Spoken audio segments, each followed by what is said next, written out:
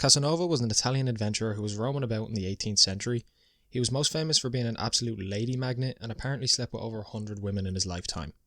Some lesser known things about this guy is that he was a natural Phil-Helm youth and made more than a living gambling. He wrote about some of his interesting games in his memoirs.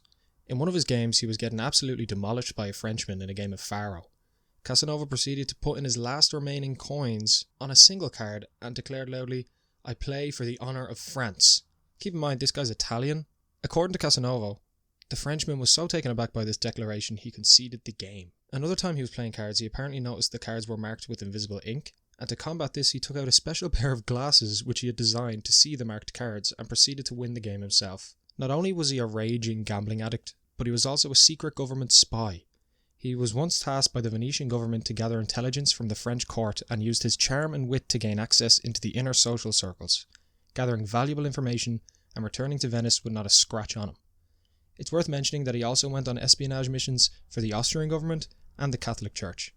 Not only did he work for the Venetian government, but he was also imprisoned by them in 1755 for blasphemy and immorality. It was in this prison that he would befriend a guard who would often bring his daughter into the prison with him. With Casanova's reputation, I have no idea why he thought this was a good idea, but he did it anyway. Casanova charmed this girl with his maxed out charisma stats and convinced her to sneak into his cell after hours, and they had a sneaky link up. The guard eventually found out about this and was understandably very angry. Casanova was already in prison, so there wasn't much really that the guard could do, but he sent his daughter to a convent to straighten her out.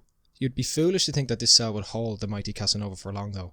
In the space of a year, he used a spoon to chip a hole big enough for himself to slip through and escape the prison while a guard was looking away.